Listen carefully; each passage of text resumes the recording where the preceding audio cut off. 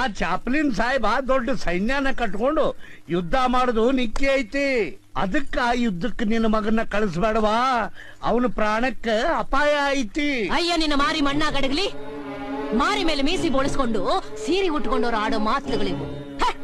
ನಿನ್ನ ಬೆದರಿಕೆ ಮಾತುಗಳಿಗೆ ನಾನು ಹೆದರ್ಕೊಂಡು ನನ್ನ ಮಗ ರಾಯಣ್ಣನ ಸಂಗನನ್ನಾಗಿ ಮಾಡಿ ಮನಿ ಒಳಗ ಕುಂದುರ್ಸಾಕ ನಾ ಏನು ನಿನ್ ಹಂಗ ಅಂಜು ಬುರುಕಿಯಲ್ಲೋ. ಸಮಾಧಾನ ಮಾಡ್ಕೋ ಕೆಂಚವ್ವ, ಸಮಾಧಾನ ಮಾಡ್ಕೋ. ಸಮಾಧಾನ?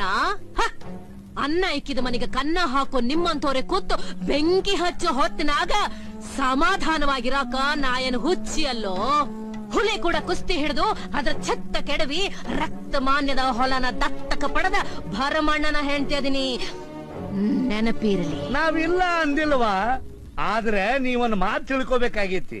ಚಾಪ್ಲಿನ್ ಸಾಹೇಬ್ರ ಮಾತು ಕೇಳಿದ್ರೆ ಅವರು ನಿನ್ನ ಮಗನ ತನ್ನ ಹೊಟ್ಟಿ ಮಗನಂಗ ನೋಡ್ಕೋತಾರವಾ.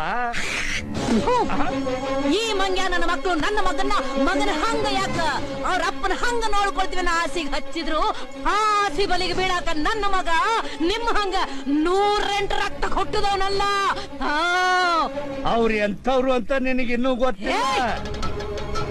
ಇನ್ನು ಒಂದು ಹೆಚ್ಚಿಗೆ ಮಾತಾಡಿದ್ರ ನನ್ನ ನಾಲ್ಗೆ ಮಾತಾಡುದಿಲ್ಲ, ಈ ನನ್ನ ಕುಡುಗೋಲು ಮಾತಾಡ್ತಿದ್ದಿ.